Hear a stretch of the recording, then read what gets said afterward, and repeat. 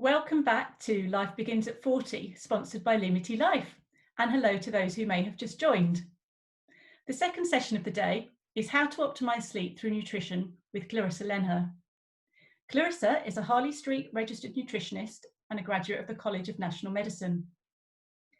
The National Sleep Foundation reveals that women between the ages of 30 to 60 average just 6 hours and 41 minutes of sleep per night, when the recommended target is actually between 7 to 9 for good health. And beyond just hours, over the age of 40, it's been shown that it's harder to enter deep modes of restorative sleep. Clarissa will share with you her expert knowledge and leave you with top tips on how to optimise both your quality and quantity of sleep. I really need to listen to this one. So over to you, Clarissa.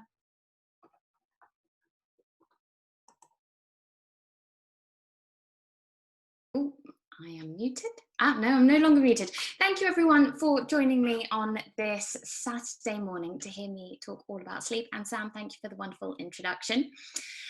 So as sort of Sam mentioned, I'm here to talk all things sleep and hopefully give you some tips on tricks how to optimize both your quality and your quantity of sleep. And I'll be talking about the importance of both today. So what I'm going to be covering, generally sort of discussing the importance of sleep. So I know we all know that we have to fall asleep and we have to sleep for energy, but actually sleep goes way beyond just needing to sleep for energy. And I'll be talking a little bit about the importance. I'll then move on to the science of sleep. So discussing our circadian rhythm, which some of you guys may or may not have heard of before, and the 4 stages of sleep. So actually why not just sort of falling asleep, staying asleep and waking up is important, but the different stages are incredibly important. I'm going to tell you why getting deep sleep is important. Hormones and your shut eye. So obviously today is all about, life begins at 40, and as women, there may be some men in here, I don't know, or men listening with their partners or friends, but as women, our hormones do begin to change around this time, and that does impact our sleep. And then sort of once I've set the stage of why we need to sleep and how the things that we commonly do in our life can impact our quality of sleep, I'm then going to talk about how to optimize both quality and quantity through diet and sort of general sleep hygiene hacks. Now, as Sam mentioned, my name is Clarissa Lenherr. I'm a registered nutritionist trained in nutritional therapy. I do have a private practice on Harley Street. So for those of you who know London, it's about a stone's throw from Oxford Street. However, for the foreseeable future, I have moved my practice online, and to be honest, I'm absolutely loving it because it means I can reach people in all places across the world and across the UK. So I am really enjoying this transition. When I am not working with clients one-to-one on a bespoke personalized practice, I do work with workplaces, and it's something that I'm incredibly passionate about. So I offer workplaces workshops, webinars on all things sort of optimizing health and well-being in the workplace. So things such as stress management, how to utilize nutrition for mental health, sleep, energy production, and sort of many other things. So if any of you guys do work at companies where you want to see a little bit more well-being in there, please do get in touch. And you can always connect with me on my Instagram. So my handle is Clarissa Lenherr Nutrition, and I'm always sharing top tips, recipes, health hacks, things like that. And in my private practice, I specialize in weight management, digestive health, hormone balancing, and pre-pregnancy and perimenopausal hormone balancing as well, and autoimmune conditions, which is something that is quite close to home and something that I'm quite passionate about educating people on. So enough about me, let's talk about sleep. So I think, as I mentioned previously, lots of us know that we have to sleep. It's an intrinsic thing. We get tired, we fall asleep, we wake up, hopefully we feel energized. However, sleep goes way beyond that when it comes to the importance. Now, sleeping for the brain and memory is something that I know there's a session later on with the wonderful Kimberly, who is going to be talking about the importance of brain health. But when we sleep, our brains do this incredible thing where essentially the brain filters through information and actually decides whether it's going to conserve information and consolidate it, or whether it's going to push that information away. It's not very important. And an example I really like to use is the idea that, say you go to a supermarket and you buy a banana, and use 20p, 10p, 5p, 1p, for example. It depends how expensive your banana is. Now, your brain, when you sleep, filters through information and goes, well, that information of paying for a banana today with, that combination of coins isn't very important. However, that sleep webinar I listened to and the things that I learned about the circadian rhythm maybe is important. And your brain is actually able to compartmentalize and filter the important versus non-important information. And it does that when we sleep. So when we don't have adequate amounts of both quality and quantity of sleep, that can really affect our memory, our concentration. We can be left with foggy mind, etc. So it's super important to make sure that we're optimizing sleep for the brain. And then we have weight management. Now, when we sleep, all of our hormones, but our hunger hormones in particular, actually sort of reset themselves. And some of these hormones are things called adiponectin, leptin, ghrelin, and these are the hormones that actually tell us we're satiated, tell us that we're hungry or that we're full. Now, if we're not getting adequate sleep, first up, you might not feel as restored and energized the next day. And on top of that, you're not going to have let your hunger hormones really reset themselves. And what this does the next day, and feel free to put your hand up or put in the chat whether you felt this, but if you haven't had proper sleep, particularly over sort of a long period of time or even, a couple of days, you can really feel it the next day in terms of your hunger cravings. I know if I've skimped on sleep for a couple of days, the next following days I'm craving a lot more sugar, a lot more caffeine, and a lot more carbohydrates as well, because our body tells us we want fast-acting, energy-dense, quick food to restore our deprived energy levels from sleep. So yes, people are saying, I have cravings, I eat more when I'm tired, carbohydrates, yeah. Exactly. And over a long period of time, that's fine in acute situations. Sometimes you've got to have a few party nights. However, over a long period of time, if you're not getting that deep sleep, that quality of sleep, that can lead to long-term weight gains, which is something that we may not want to be having. When we deep sleep, our hormones reset themselves, and I'm actually going to dedicate a little bit more time to hormone balancing in a bit. Our mood is massively impacted by our sleep as well. Not only when we have low energies may we feel, less productive, less energized, more irritable and emotional, but a lot of our neurotransmitters actually sort themselves out when we sleep. So you may have heard of serotonin being our happy hormone, dopamine being our pleasure hormone. These things can actually reset themselves when we sleep. And currently, and quite topical at the moment, our immune system actually recalibrates itself in deep modes of restorative sleep. So when we don't have over a long period of time good sleep, we may actually find we're more susceptible to colds, flus, things like that. So sleep goes way beyond just revitalizing yourself for energy. It really does play a huge part in so many different areas of our health. So now we've sort of set the scene a little bit on the importance of sleep. I now want to tell you how we actually sleep. So we have this thing called the circadian rhythm, which some of you may or may not have heard of before. Now, this is this incredible innate rhythm that works every 24 hours in each and every single one of us. And you'll see on this graph here, it works in this sort of yin and yang relationship between melatonin, which some of you guys may have heard of, which is our sleep hormone, and cortisol, which some of you may have heard of, which is our stress hormone, but it also gives us energy as well. Now, what happens normally in a circadian rhythm every 24 hours is we wake up, takes a little bit of time, but then our cortisol peaks, and that wakes us up and gives us energy. And throughout the day, that cortisol should slowly drop. For some of us, it might increase like this, depending on stress, diet, etc., which I'll talk about. But it should start to drop. Now, what's quite nice is that this cortisol-melatonin balance that you're seeing on this graph here actually works in conjunction or simultaneously with sunrise and sunset. So cortisol's up during the daytime and should drop by the time the sun sort of starts to set. In summer, it's a little bit different. Now, what happens is when that cortisol drops, as you'll see the blue line drops, melatonin is actually allowed to be secreted. Now, the important thing here is that if cortisol is elevated in the evening, this is going to impact our sleep hormone melatonin. So we need to be doing lots of things to manage this cortisol to make sure it's not synthetically or inappropriately elevated in the evening, to make sure that our sleep hormone even has the ability to do its job. Now, This circadian rhythm can be impacted by temperature, travel, so things like jet lag, stress, diet, caffeine, exercise, hormonal imbalances, and many other things of which I'm going to be talking about today. So that happens every 24 hours.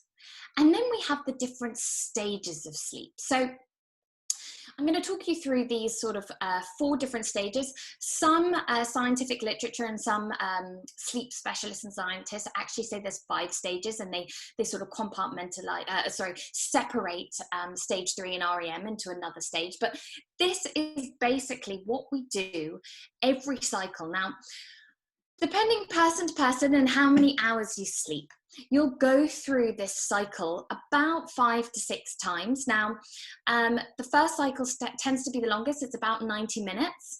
And then it sort of goes down to about 60 minutes. And then the last cycle, as you begin to wake, tends to be a little bit shorter.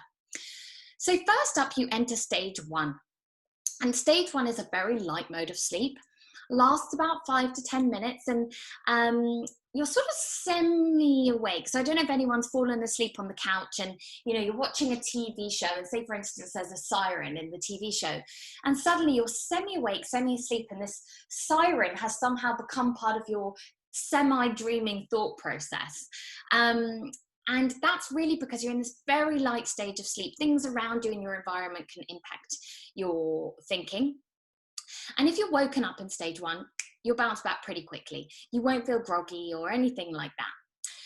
So that's stage 1. Then we begin to slow a little bit and enter stage 2. Now that's when our body temperature drops, our heart rate slows, and this lasts about 20 minutes. And again, if you wake up in this stage, you'll bounce back. It might be a little bit harder, but you'll be okay. You won't feel sort of too groggy, anything like that. And that's why they tend to say sort of, if you can keep a short nap under 30 minutes, you'll be able to bounce back pretty quickly, and you'll still get a good sort of quick boost of energy from doing that, but you won't enter deep sleep, which is actually quite difficult to bounce back from. So after stage 1 or 2, you go into stage 3. And this is our deep mode of restorative sleep. This is where all of our hormones are going to rebalance. Our immune system, our hunger and hormones that make us feel satiated and full. It's where our energy properly restores itself. So for me, stage 3 is the most important, and REM, which I'll move on to in a moment. Now, in stage 3, our muscles fully relax, our heart rate begins to slow even further, our breathing slows, and it's our deep sleep. Now, I don't know if any of you have had an alarm, you know, maybe you've had an early morning flight to go to, or you've had to wake up really early, say at 4 in the morning, and you wake up and you get that awful sort of nausea.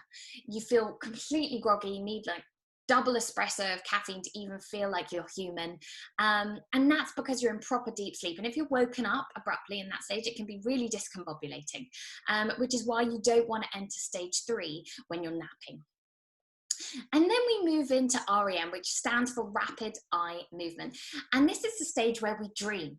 Our actual brain becomes more active while our body is actually still sort of semi-paralyzed and immobilized. And again, I don't know if anyone's felt this. I've had it a few times and it's very bizarre, where you're woken up during the stage, and for a few seconds it feels like a few minutes. Your body feels paralyzed and you feel like you can't move your arms or your legs, and that's because your body's immobilized but your brain's woken up. And it feels really bizarre. If anyone's ever felt that before, you can sort of let me know in the chat box. But it's quite bizarre, but that's because you're still in this sort of REM stage, and it takes a few seconds for your body to mobilize.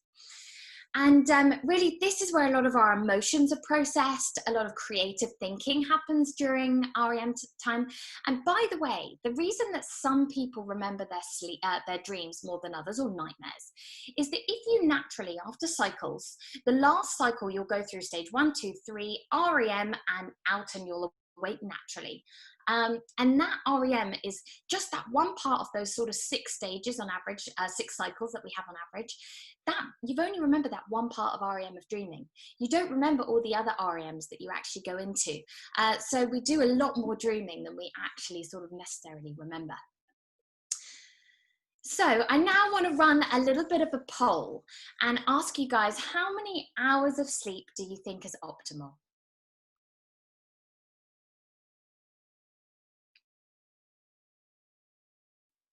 So I can see some of you are saying that you've had some of these sort of feelings where it's bizarre and you've woken up from a scary dream. It is weird. It's horrible.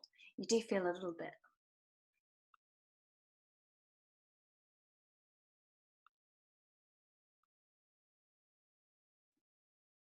And somebody has asked me, does that explain sleep paralysis? To an extent, yeah. People have it in different ways. Some people have quite extreme sleep paralysis, and that actually goes beyond being, it just takes a lot longer for your body to mobilize.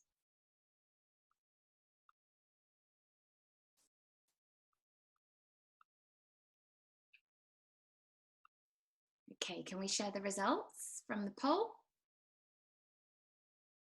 Okay, so it looks like most of you said 7 to 8 or 8 to 9, 6 to 7. Okay, varies, nice. So it's actually a little bit of a trick question I asked this because, you know, look, the National Sleep Foundation states that it's roughly 7 to 9 hours is the ideal for adults. You'll see it sort of as you begin your life as a human, you need a lot more, and then as you age, it becomes less and less. Now, for me, this is okay. It's a nice ballpark to sort of go for 7 to 9 hours, but I fully appreciate that's not achievable for many of us. We've got careers, you may work across time spans, young kids, demanding work-life balance, things like that. Now, what's important for me is not necessarily the amount of hours that you're achieving, but really talking about that quality that I just spoke about. So making sure that you're getting a good amount in REM and deep sleep is going to make sure that you're restored the next day. And I'll be talking about why actually even getting your hours of sleep doesn't necessarily mean you're going to feel great the next day. And there is a thing called sleep debt, whereby the more nights you have with less sleep, the increased likelihood of sort of longer term health implications that I sort of touched on earlier on. So now I want to talk about some common negative things that can influence our sleep quality and quantity, before then touching on how we can sort of manage these. So again, I'm going to run another poll and ask you guys, who's noticed their sleep has changed since they've aged? And I'll answer sort of while you guys are running a poll. It's going to pop up now. I've noticed it. Some of you guys may have noticed it's got worse, it's got better, you're not sure. My answer is yes. I've actually noticed, and this maybe I'm just thinking about it during lockdown, but I've noticed that I need a lot longer hours sleep to feel more restored. Whereas a lot of my clients who are sort of perimenopausal or menopausal have noticed that they just can't get as many hours as they used to when they were younger. So I'll give you a few more seconds. Okay, can we share the answer? Okay, 82% said yeah. Yeah, so someone said in the chat, okay, got worse. Yeah, look, so I'm going to talk about women's sex hormones because we can't avoid this topic of conversation because it does play a huge role for us women in our changes to sleep. Now, first up, there is progesterone, estrogen, testosterone. These are our sort of main women's sex hormones. I know a lot of people think of testosterone being a male sex hormone, but women do have testosterone as well. And our sleep actually changes across our cycles. So for those of you who are still having a menstrual cycle, this is what happens. So around ovulation, just prior on the day of ovulation, progesterone, one of our hormones that actually sort of contributes to really good feelings of happiness, of energy, of sleep, peaks, and it causes our body temperature to actually really increase. I don't know if anyone uses a thermometer or anything like that to track their temperature across the month cycle, but when progesterone peaks, your body temperature can go up by about 0.2%, 2%. And this can actually really impact your sleep. You can feel a lot hotter in the night. You may find that you're tossing and turning a lot more.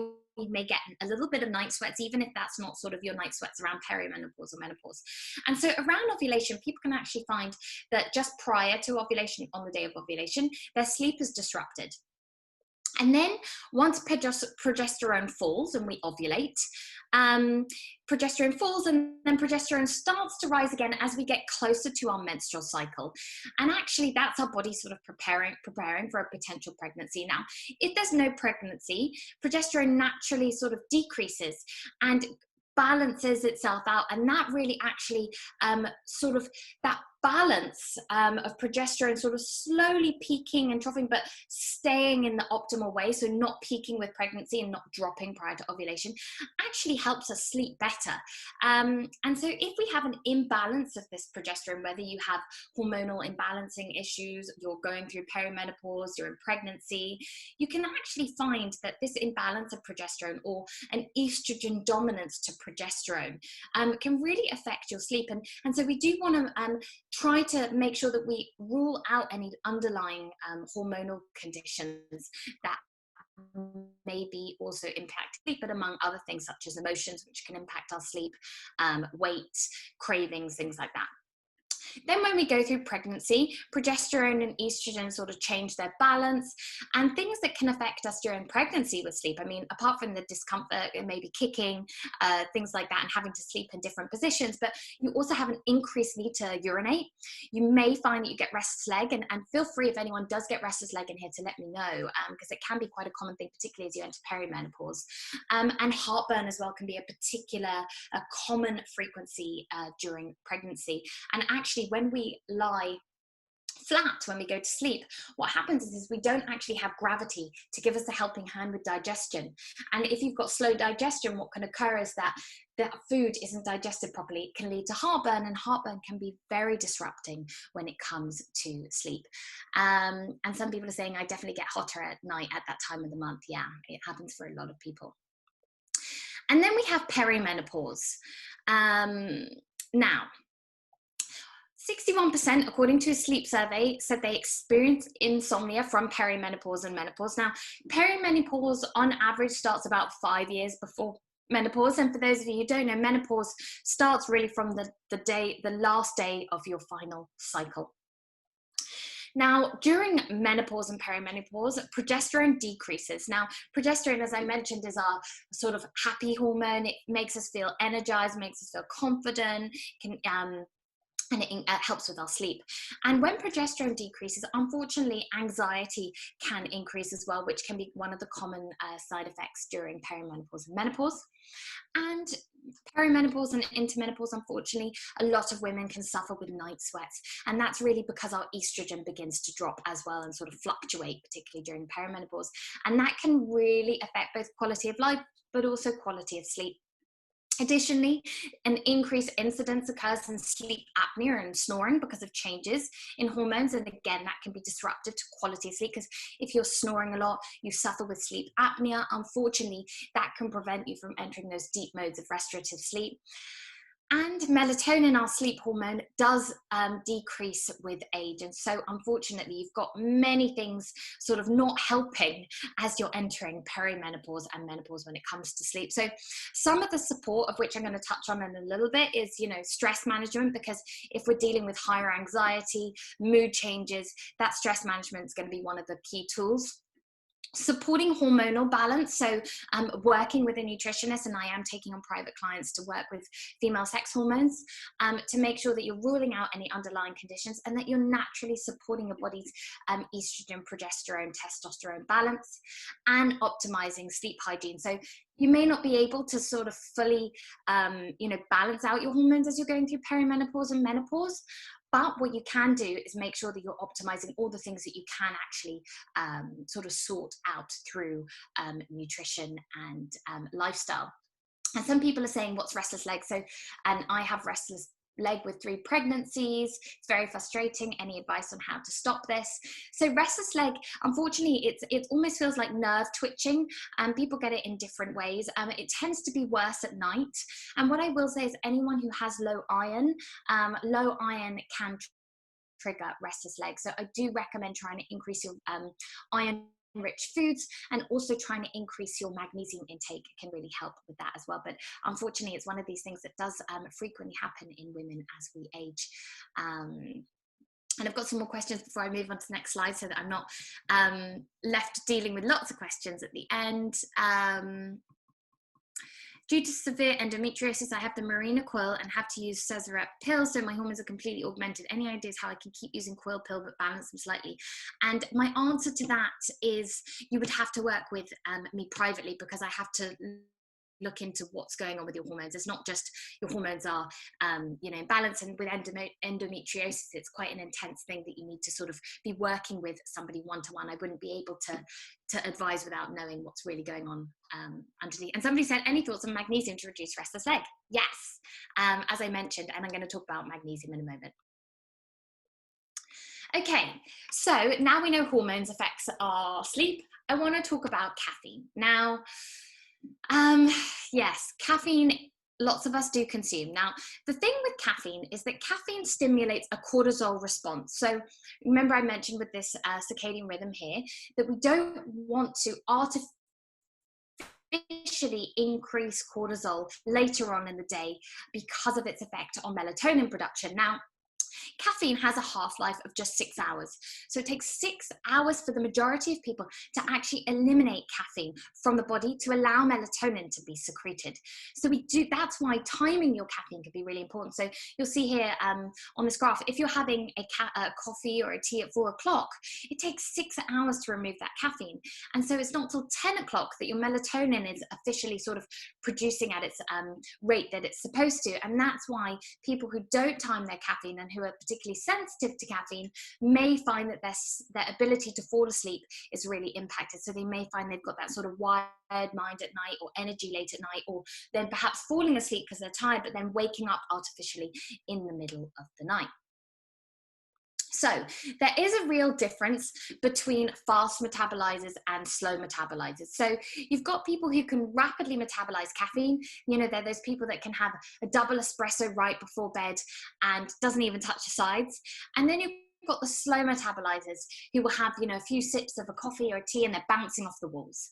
The majority of us will sit somewhere within that, and I really do suggest that you work on finding out what your tolerance is. Now, you can get your DNA read, which will tell you whether you're a fast or a slow metabolizer, because it will tell you whether you've got the enzymes or not in the liver to break down caffeine. But an easy way to do it is just use yourself as a guinea pig. Maybe have a coffee at 4 o'clock, see how you sleep, 5 o'clock, see how you sleep, 2 o'clock, and sort of work out what works for you. But on average, it's about a 2 to 3 p.m. latest cutoff for caffeine is what we should be aiming to do. Now, I'll answer some questions here. I've been caffeine free for 8 weeks and still waking up once a week. Okay, so it could be something else, or there could be hidden caffeine. If I drink coffee after midday, I cannot sleep at night. Yeah, so you're probably quite a slow metabolizer. Somebody said, I thought half-life meant the time it takes to eliminate half of something. Would that not mean it takes 12 hours? So caffeine has an effect exactly for 12 hours, but half of the caffeine needs to be removed before melatonin can be produced, because a little bit of cortisol in the body, which caffeine increases, still means that we can produce melatonin. You're never going to have zero amounts of cortisol. So we need to make sure that we're giving it 6 hours so that our cortisol actually drops to allow melatonin to increase. And somebody said, I never have coffee after 12. Interesting. Okay, so the upper limit of caffeine is 400 milligrams maximum roughly per day. Now, that's about 5 espresso shots, 8 cups of black or green tea. It's quite a lot of tea, not so much caffeine. Now, coffee. Now, just be mindful, that's the upper limit. If you're pregnant, trying to conceive, or under the age of 18, it should be a lot less. So trying to conceive should be 200 milligrams, and pregnant really 200 or quite a bit less. Now, just be mindful that caffeine isn't just found in coffee. It's found in black teas, green tea, matcha, diet and fizzy drinks, so diet colas, full fat colas, energy drinks, sports drinks, even protein shakes. Dark chocolate has a bit of caffeine, so those people who like having dark chocolate before bed, eek. I'm not saying you should have dairy milk, but be mindful. Maybe don't have dark chocolate late at night. Weight loss pills, which is definitely not something I support, but they tend to have caffeine in. Even medications such as paracetamol can have caffeine in. Ice cream and even decaffeinated coffees and teas, particularly decaffeinated coffee, can have residual amounts of up to 20% caffeine. So do be mindful that you might be reaching for a decaf at night and wondering why it's affecting you. Some people may be able to tolerate a little bit of caffeine and it not affect you, but for those of you who are slightly slower metabolizers, just be mindful. alcohol. Even in decaf, they can't get rid of all the caffeine in most decaffeinated versions. So consider replacing. So you've got wonderful herbal teas out there. You've got, turmeric lattes, which don't have caffeine in. Don't know if anyone's a fan of chicory root coffee. If you want to see what it looks like, I've got some in my kitchen over there. So remind me at the end. And it's a natural sort of coffee alternative. If you're a coffee snob, it doesn't taste the same, but your taste buds adjust. So I drink it twice a day, and then I have one coffee in the morning. Somebody said I love chicory root coffee. Great. And try non-caffeinated varieties. That doesn't mean there's going to be no caffeine, but it does mean you'll be able to bring it down under that 400 milligrams if you do know you're having more than that amount. Lots of people saying they like chicory coffee. Great.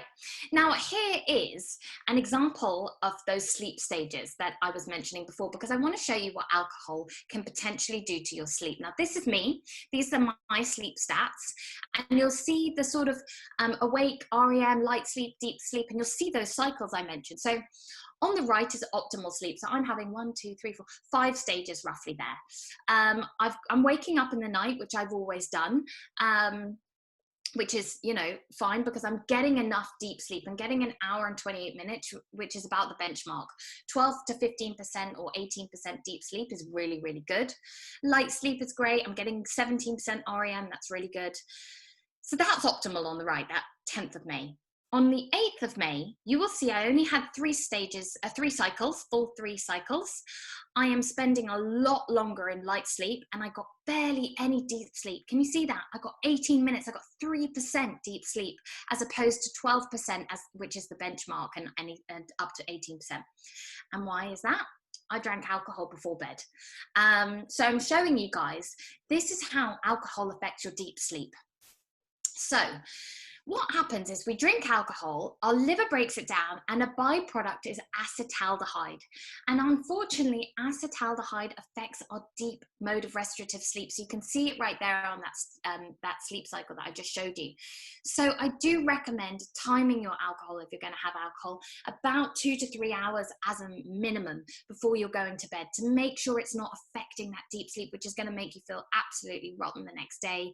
You may feel low in energy, concentration, emotional, even may make a hangover worse. Lots of us reach for a glass of red wine at night to maybe turn up from the day, get off all 8 hours of sleep, but still feel, groggy the next day. And I'm not talking about hangover. So just be mindful of timing your alcohol. And stress, when we're stressed, we secrete cortisol, our stress hormone. And so we really want to make sure that we're doing whatever we can to reduce stress late at night, to make sure that we're not actually elevating that cortisol, which is going to impact that melatonin, of which I'll talk about my favorite stress management techniques in a bit. Strategies for improved sleep. Question time. Now, this is not a poll. Can everyone let me know in the chat, what things have you tried to improve your sleep? What have you found that's worked, not worked? And somebody's mentioned, I heard sleep trackers were not always accurate. It depends on which one. So the Aura ring, which I'm going to talk about in a moment, is fantastic, and it is very accurate. Fitbit, you can take it with a pinch of salt, but my Fitbit manages my heart rate, so it actually works on my heart rate. And yeah, it does measure your restlessness, so it shows you how restless you are at night, which is quite good. But some of the sleep trackers aren't as good. You do need to get your hands on a good one, which is worth spending the money on. Okay, lots of you. Caffeine, the Calm app, silk pillowcase, nice. Meditation, lavender oil, great. Bath, nice, because when you have a bath, you actually increase your heat temperature in your body, and then when you get out of the bath, you drop your temperature, and a drop in temperature can actually promote sleep. So a hot bath at night is great. Not eating after 7:30, good one. I'm going to talk about that. Journaling, great. Ashwagandha, really nice. So that's an adaptogen herb for people who haven't tried it. Some people are saying CBD, fine. Magnesium, nice. Lots of you, really great stuff here. Bed linen, lots of people are saying, which is not something I talk about, but really nice, great. Okay. So some dietary advice before I talk about sleep health, and then I'm going to answer some more of these wonderful questions I'm seeing coming through. So some of you have mentioned magnesium. Now, magnesium as a mineral has over 300 different processes in the body. It's important for the nervous system, which manages our calm and sleep. our feelings of calm and sleep.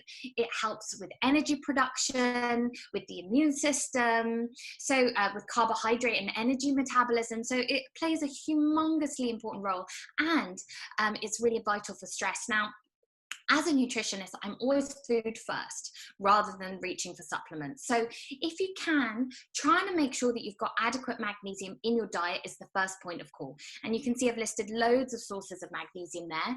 However, some people do take a magnesium supplement at night. So people take magnesium citrate as a way to help sleep, or magnesium glycinate. Now, if you want to try magnesium, it can be a natural way to sort of help support that magnesium and can be good for restless leg.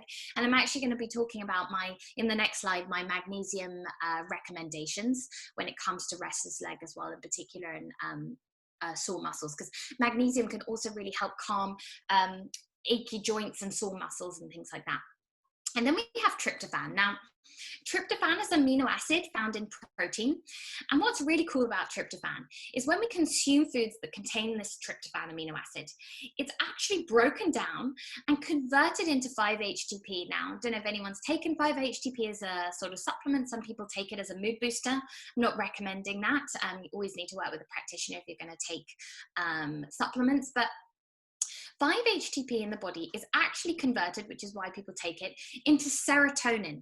And serotonin is our happy hormone. So what's interesting here is not only can tryptophan support your happy hormone production, but serotonin is then later converted into melatonin, our sleep hormone. So it's a natural way to support our melatonin production, which is why people who can often find that their serotonin production is reduced, whether that's through mood dysregulation, through poor gut health, because 90% of serotonin is made in our gut, then they may actually find that lowered mood, lowered sleep, lowered serotonin and mood production, and it's a vicious cycle.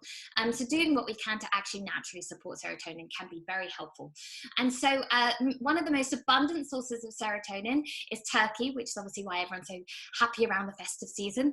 But otherwise you find it in salmon, chicken, cashews, bananas, and just, making sure you're getting in good amounts of protein, not too much, but not too little, is a great way to support your neurotransmitter and hormone production.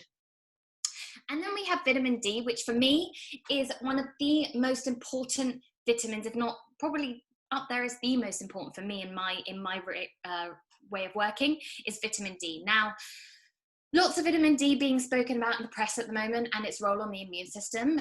Vitamin D plays a role on immunity, mood, sleep, energy production, bone health.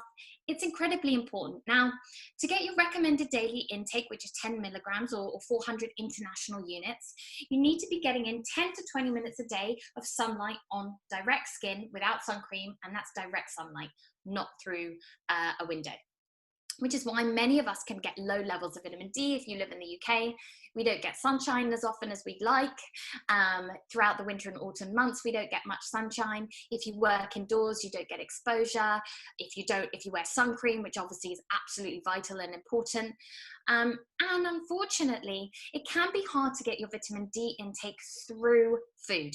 You can get it through egg yolks, some mushrooms, dairy, some fish like salmon, but it's really hard to get your recommended daily intake every single day. And anyone who doesn't eat those foods or on a vegetarian or vegan plant-based diet, you're at risk of having low levels of vitamin D, which can really affect your health.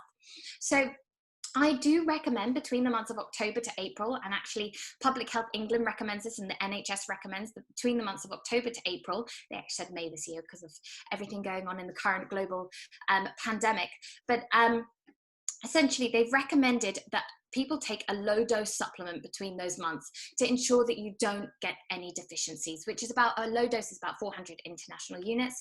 So I do recommend get yourself tested. Now, I like a company, I don't work for them, I like a company called Better You, who do finger pricks. So they send them to your home, I think it's £30, and you do a finger prick in your home, you send it off and they tell you if you're deficient or not.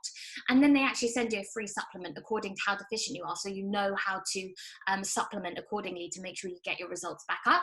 Or you can take 1,000 international units, which you can see there is a very, very safe way to take vitamin D. I wouldn't, without testing, go anything above 1,000 unless you know you're low. Then you can go a little bit higher, and please don't go anything higher than 4,000 international units unless you're working with your doctor, because there is a risk of having too much.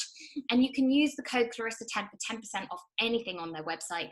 And they do, what's nice about their vitamin D is it's a spray. So it actually is under the tongue and absorbs directly into the bloodstream and bypasses having to be digested, which we can all have different digestive systems.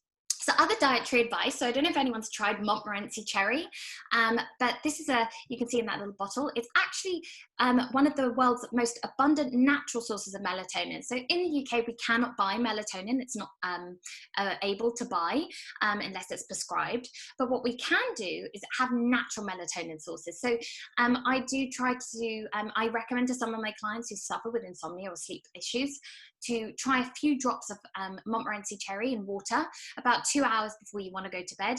And it just gives you a helping hand, a little bit of natural melatonin to stimulate a drowsy effect for sleep. You can try herbal teas that I've listed there. Valerian's quite a good one. Tulsi tea is an adaptogen herb that can be quite anxiety reducing. Again, if you want to see what it looks like, remind me in the chat. I've got it in my kitchen. I can show you quickly at the end. Try to reduce consumption of sugar late at night. You know, you don't want to have sugar too close to bed because it can stimulate energy. So if you do want to have something a little bit sweet late at night, you know, have a little bit of natural yogurt with some cinnamon, which is full of protein and full of tryptophan, which is going to support your melatonin production. You know, some nut butters, which can be nice and naturally sweet with a little herbal tea. You could go for blueberries and raspberries, which tend to be sort of lower GI, so won't elevate your blood sugar levels too high. Eat 2 to 3 hours before bed, which lots of you have said that you have tried. Because that's going to reduce the stress in the digestive system. And I do recommend a 12-hour fast if you can for most people overnight to allow your digestive system to reset. And I mentioned before, you know, reduce that alcohol before bed. If you're going to drink at night, try not to go for, you know, a homemade cosmopolitan or a very sugary drink. Try to go for low sugar alternatives like flavor with natural fruits or herbs, soda water. And you can try alcohol-free alternatives. Don't know if anyone's a fan of anything. You can let me know in the chat box, but seedlips are botanical infusion to gin. There's also things like Colino, Strike, and that Better You code, by the way, is Clarissa10. Oh, I bought seedlip later, going to try. Nice, good.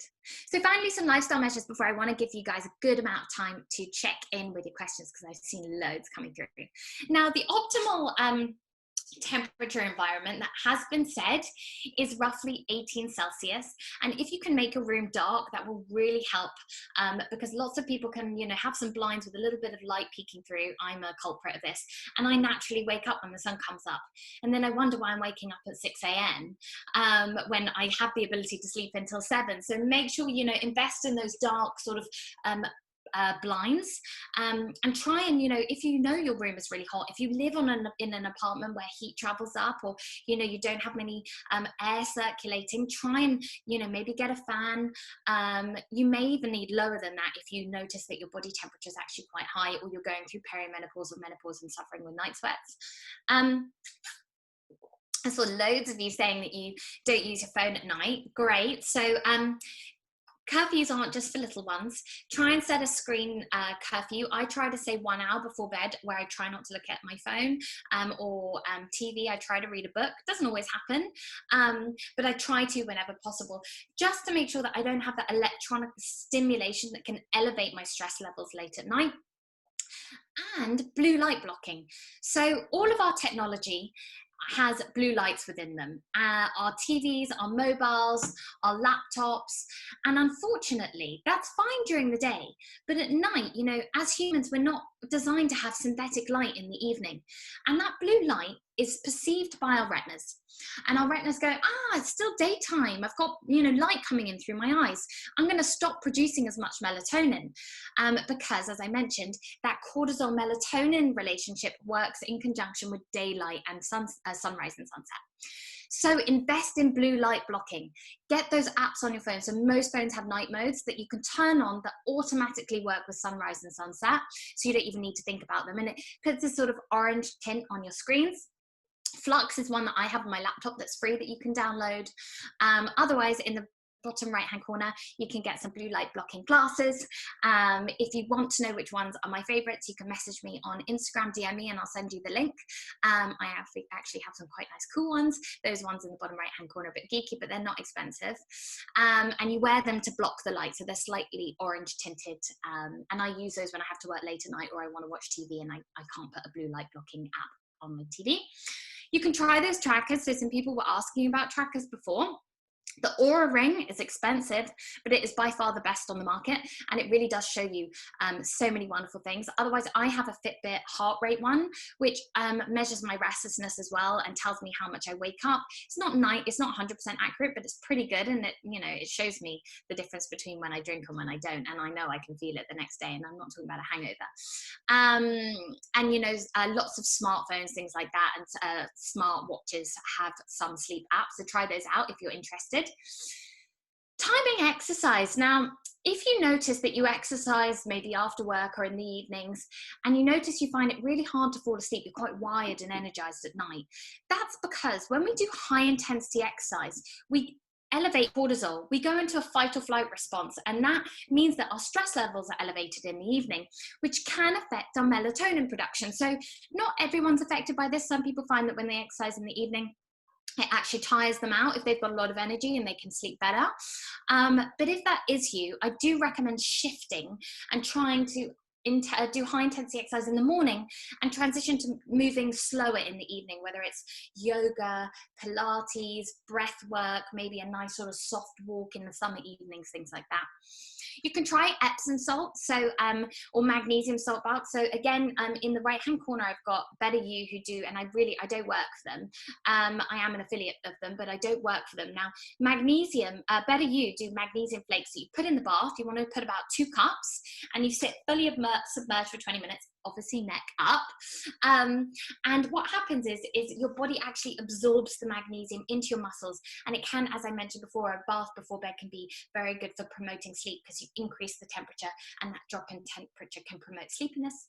You could try aromatherapy. So I love lavender. I've actually got This Works, a lavender sleep spray, but also Better You do a magnesium lotion for your skin, which is lovely, or magnesium oil, and you can use the Clarissa 10 on those. And lots of you said that you use lavender, but also meditation and mindfulness. So great apps like Calm, Headspace. I know there's one that does bedtime stories. I know there's one that does bedtime stories by Scarlett Johansson and Matthew McConaughey, which I don't know what my dreams would be like after if I listened to those. Don't know if my husband would be very happy. I don't know if anyone's tried those. I can't remember which app it is. It might be Calm, but you can always try those out. There are also wonderful, great playlists on Spotify, things like that. Okay, somebody said it's Calm. Nice. Maybe I'll listen to a Matthew McConaughey one soon. And yeah, so try those out, because meditation and mindfulness can be a great way of managing your stress and managing your cortisol levels right before bed. So guys, I've now got a good sort of 2 or 3 minutes to run through some questions. Thank you guys. If you do have to scoot off, you can always connect with me. So I am taking on private clients for hormonal balancing, but digestive health and autoimmune conditions and weight management. So you can pop me an email, email my assistant at info@ClarissaLenherr.com. Please do connect with me on Instagram at Clarissa Lenherr Nutrition. And if any of you do work for workplaces and you're interested in some wellbeing webinars, please do get in touch. I'm always looking to work with new corporates, and I can send you my wellbeing brochure. So I want to get to some questions very, very quickly, and I'm going to run and get that chicory because somebody's asked it. What if you get to sleep okay, but then wake up at 3 a.m. and barely sleep again? Meditation, mindfulness, and lots of you said journaling. Journaling is a great way. So don't keep your phone next to your bed and look at your phone. Keep a journal. Write down some thoughts. Do deep breath work. Actually, 3, 4, 5 breathing is a great way of doing some deep breathing to help promote sleep, or you could listen to a meditation. And yes, I am offering discounts in the private goodie bag, in the digital goodie bag. Would you recommend eye masks? Yes, I actually have one, but I have one that is completely black light. So not just like a light mask, but a really heavy one that has eye holes. So you can open your eyes and it's still dark. Okay, let me get that let me get that chicory root for you.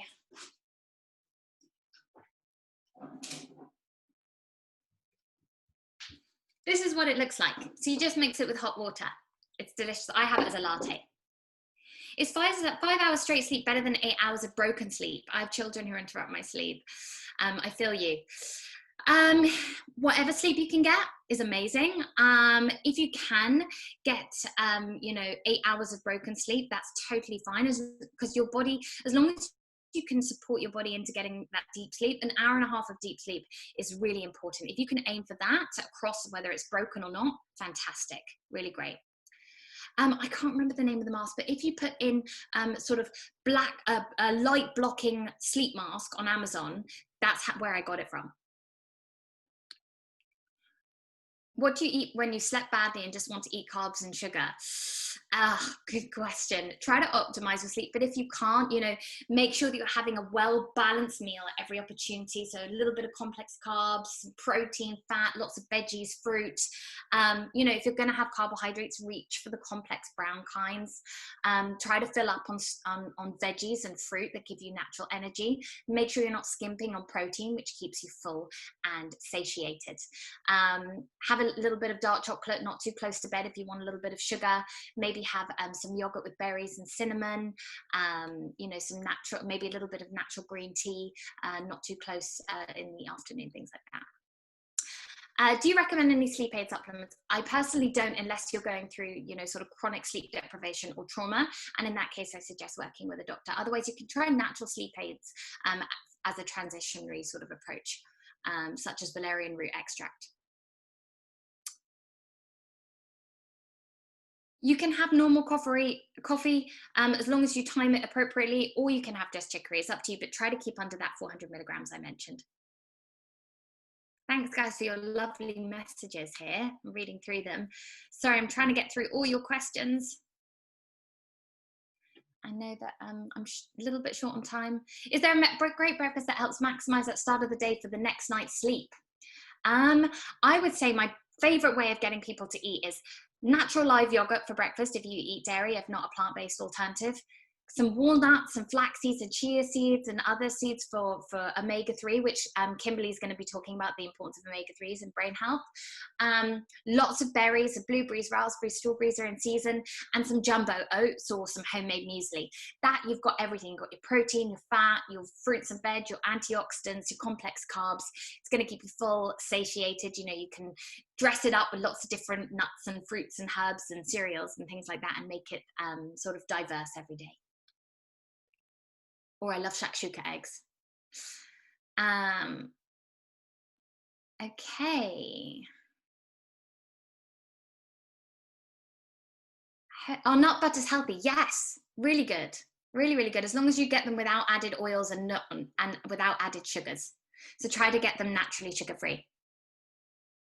What do you do if the night sweats have started? Should I get my hormones checked? Yes. Message me, come and I'll tell you how to, you can work with me to measure your hormones, see why their night sweats have started. It can be because of different things. Night sweats come because of other stuff, not just because of hormones. It's always worth getting it checked out, or tell your doctor.